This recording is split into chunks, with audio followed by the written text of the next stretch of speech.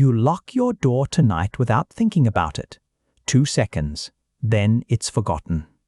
Now picture the version of you with no door, no walls, no street light, just a dying fire and 5 or 6 people breathing near you in the dark 50,000 years ago.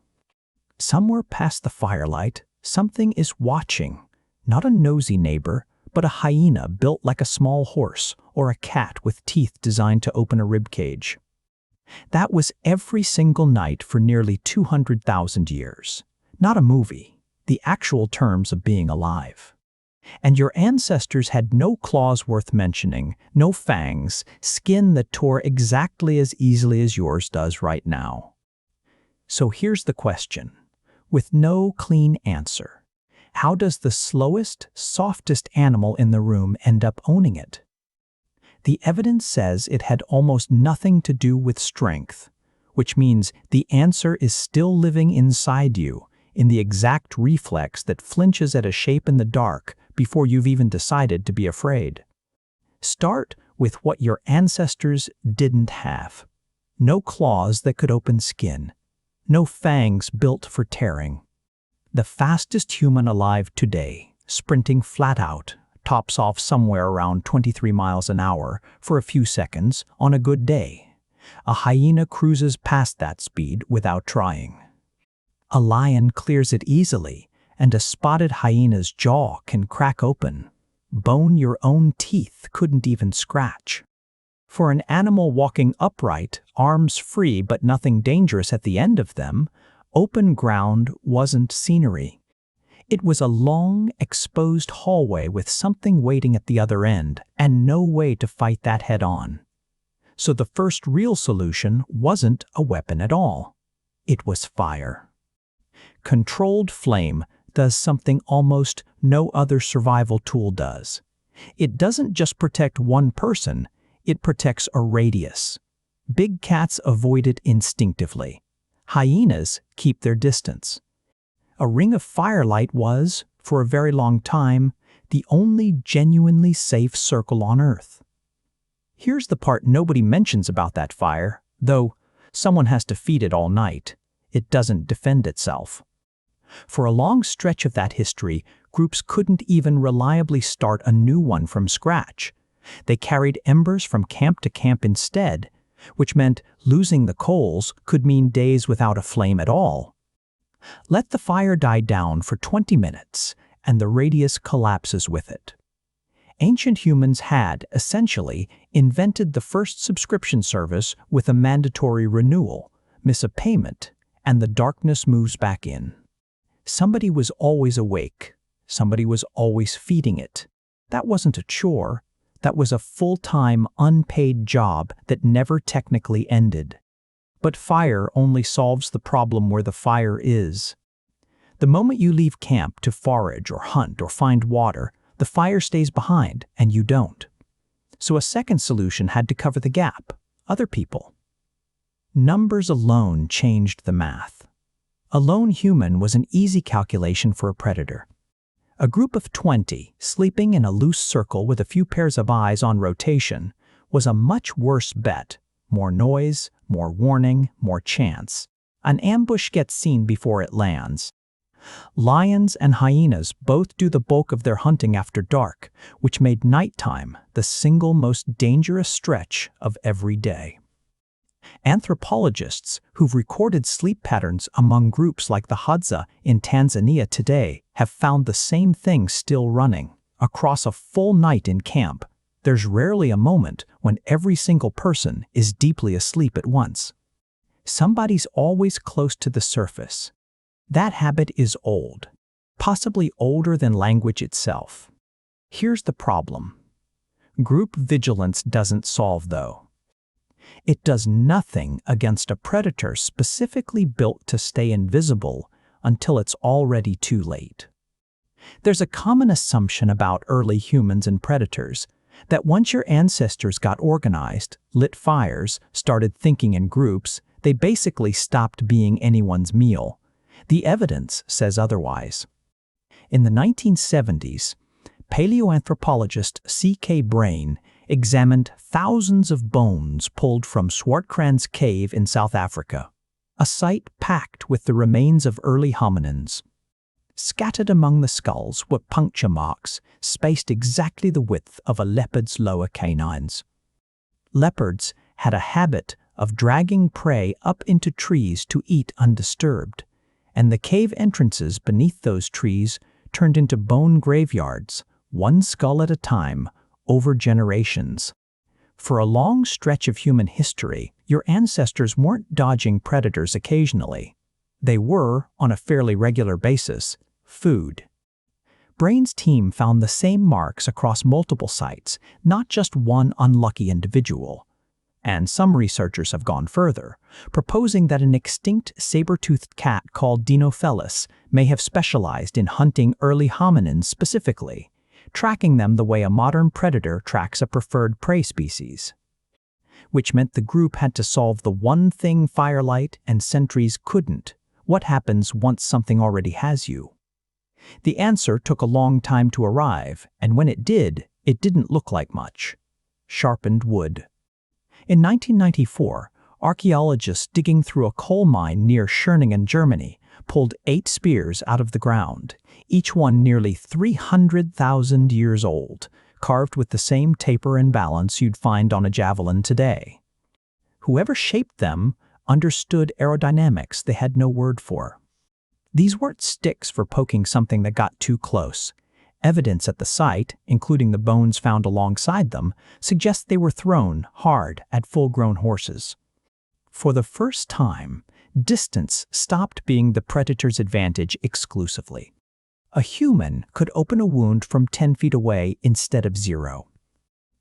Building one of those spears correctly, by hand, in low light, under pressure, was the Ice Age version of assembling furniture with no instructions. Except the stakes ran a little higher than a wobbly shelf. Get the balance wrong, and it tumbles instead of flies. Ancient humans apparently got it right often enough that the design barely changed for tens of thousands of years afterward. There's a detail buried in your own shoulder that explains part of why any of this worked. In 2013, biomechanist Neil Roach and his team filmed human throwing motion frame by frame and found something unique to the joint. The human shoulder stores energy like a stretched slingshot, then releases it in a fraction of a second, producing throwing speeds no other primate can match. Not even a chimpanzee twice as strong. Nobody had to teach your ancestors that trick from nothing.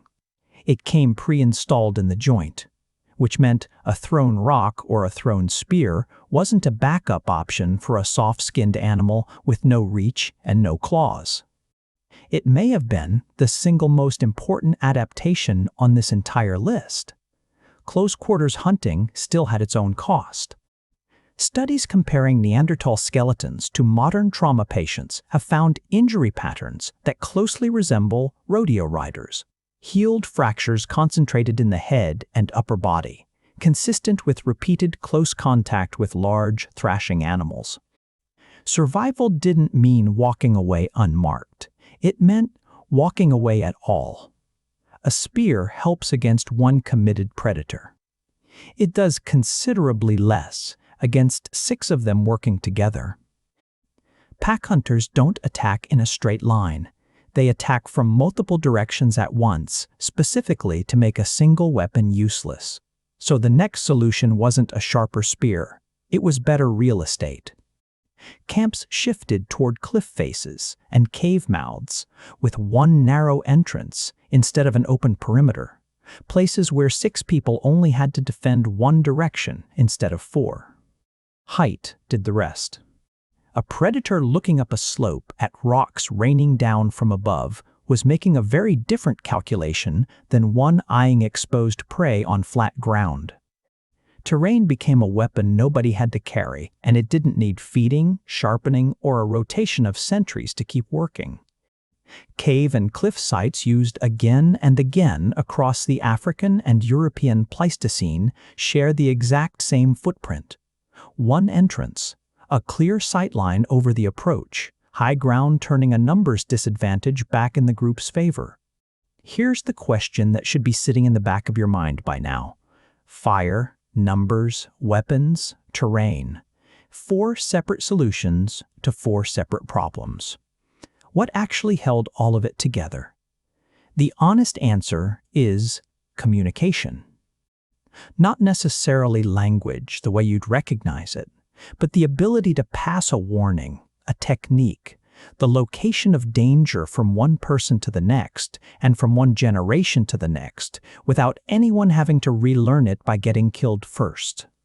Wolves hunt in packs too, and they're genuinely coordinated, but that coordination resets with every generation.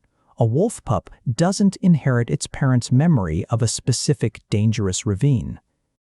A human child could be told which waterhole drew lions at dusk, which ravine flooded without warning, which stretch of ground had cost someone's parent their life years before. A leopard has to personally discover where the ambush spots are every single time, alone. That difference compounds across generations in a way nothing else on this list does. The fire-tending schedule, the sentry rotation, the spear design, the choice of cave, none of that is instinct. All of it is knowledge. And knowledge doesn't die when the person who has it does, as long as someone passes it on first. That's the pivot point most people miss. It wasn't a stronger human that changed the odds. It was a human who never had to solve the same problem alone, from zero, every time. Somewhere in that shift, we stopped being a species that occasionally got eaten and became something the rest of the food chain had to recalculate around. That recalculation never really stopped either. In 2019, biologist Liana Zanet ran a study in South Africa's Kruger National Park, hiding speakers in the bush to see what actually made large predators run. Her team tested lion roars. They tested gunshots. They tested growling dogs. Then they played a recording of something almost boring by comparison. Ordinary human voices, just people talking. The animals, lions included, fled from the human voices faster, and more often than from any of the other sounds, their own species roars among them. Somewhere along the way, humans didn't just stop being prey. Every apex predator on that landscape had quietly filed the human voice under the single most dangerous sound in the environment, ranked above their own kind. None of that history is available to you consciously tonight, but the wiring still is.